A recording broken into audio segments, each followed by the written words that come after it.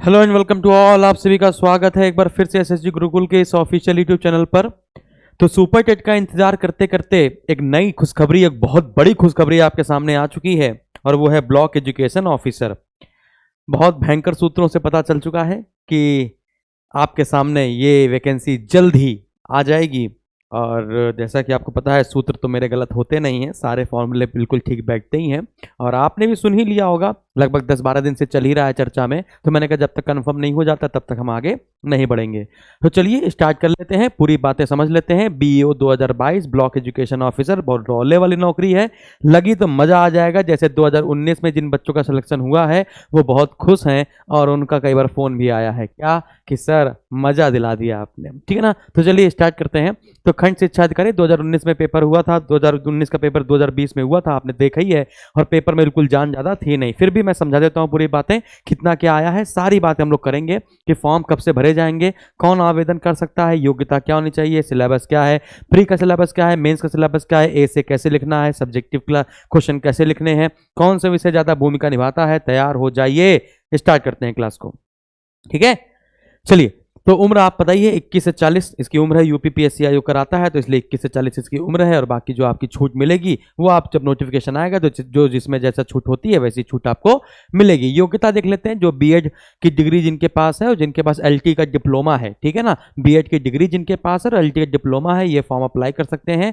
BTC वाले इसमें apply नहीं कर सकते, मैं फिर बता रहा हूँ। बीएड और एलटी डिप्लोमा जिनके पास है ना, वही इसमें अप्लाई कर सकते हैं। आवेदन आपका अगस्त कि जो दूसरा सप्ताह है उसके आसपास आपका शुरू हो जाएगा। संभावित पद लगभग 200 के आसपास है, क्योंकि पिछली जो वैकेंसी थी 48 उसमें खाली रह गई थी, तो वो इस बार संभवतः भरी जाएंगी। तो लगभग 200 पद हैं, 170-80 के आसपास आ रहे थे, और अगर जुड़ जाएंगे तो 200 प्लस के आसपास पद आपके हो जाएंगे। परीक्षा तिथि लगभग जनवरी के तीसरे सप्ताह तक शेड्यूल की जाएगी। स्नातक होना जरूरी है। चलिए, अब इंपॉर्टेंट बात है, प्रारंभिक परीक्षा और मुख्य परीक्षा में क्या क्या ऐसे डंका बजाना है। तो प्रारंभिक परीक्षा, मुख्य परीक्षा, दो परीक्षाएं होगी, इंटरव्यू इसमें नहीं होगा। प्रारंभिक परीक्षा में आपका जीएस पेपर नंबर 1 होगा, जिसमें 120 क्वेश्चन आपके आएंगे, है ना, और 300 अंक का ये पेपर होगा। 1/3 नकारात्मक या निगेटिव मार्किंग होगी और समय मिलेगा आपको 120 मिनट, अर्थात 2 घंटे सफिशिएंट है। तो 120 क्वेश्चन, 300 नंबर, 2 घंटा, 1/3। और जो आप इसमें पास हो जाएंगे, क्वालिफाइंग नेचर का होगा, पास हो जाएंगे तो आपको मेंस देने का मौका मिलेगा और इसके अंक मुख्य परीक्षा में जोड़े नहीं जाएंगे। आइए जरा देखते हैं कि क्या क्या रहा है पिछले साल के पेपर के हिसाब से। तो सबसे ज्यादा रोल रहा है करंट अफेयर का। करंट अफेयर के 21 क्वेश्चन आपको देखने को मिले थे। करंट अफेयर के 21 क्वेश्चन, इतिहास के 15 क्वेश्चन, भूगोल के 17 क्वेश्चन, संविधान के 8 क्वेश्चन, अर्थव्यवस्था के 6 प्रश्न, सामान्य विज्ञान के 11 प्रश्न, जनगणना के 5 प्रश्न, कृषि के 4 प्रश्न, उत्तर प्रदेश विशेष के 10 प्रश्न, विविध मिसलेनियस 5 आए थे। गणित और रीजनिंग बीच में आती है, कक्षा हाई स्कूल स्तर की। गणित के 7 प्रश्न थे, रीजनिंग के 8 प्रश्न थे, इन्वायरमेंट और इकोलॉजी के आपके 3 प्रश्न थे, ठीक है ना। तो ये 2019 के पेपर के हिसाब से मैंने आपको बता दिया कि इसमें आपको क्या भूमिका निभानी है।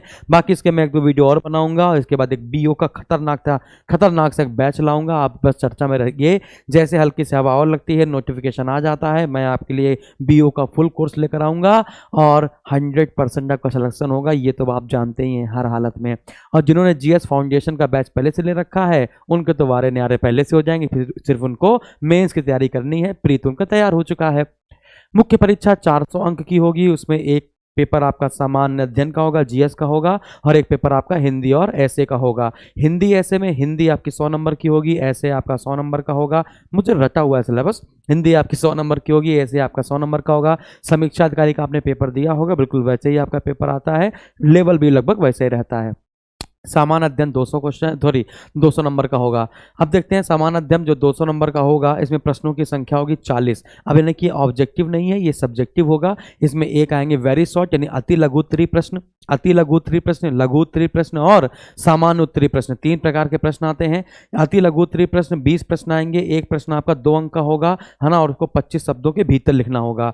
फिर आता है लघु उत्तरीय प्रश्न, 10 प्रश्न होंगे, 6 अंक का एक प्रश्न होगा, 50 शब्द के भीतर लिखना होगा। सामान्य उत्तरीय प्रश्न 10 प्रश्न आएंगे, 10 अंक के एक प्रश्न होगा और 125 शब्द के भीतर लिखना होगा। और ये देख लीजिए 200 अंक इसके कंप्लीट हो गए। अब आते हैं सामान्य हिंदी। हिंदी में आपके 100 अंक की आपकी हिंदी होगी, जिसमें आपको अपठित गद्यांश दिया जाएगा, उसमें रेखांकित एक रेखा खींच दी जाएगी, उसका आपको अर्थ समझाना होगा, उसका आपको शीर्षक बताना होगा, उसका आपका संक्षेपण करना होगा और उससे संबंधित आपको प्रश्न के उत्तर लिखने होंगे। फिर आपके शासकीय पत्र, अर्धशासकीय पत्र, कार्यालय आदेश, है ना, परिपत्र, ज्ञाप, अधिसूचना, प्रेस विज्ञप्ति, पत्र लेखन, आलेखन, परिपत्र, है ना, इससे संबंधित प्रश्न आएगा।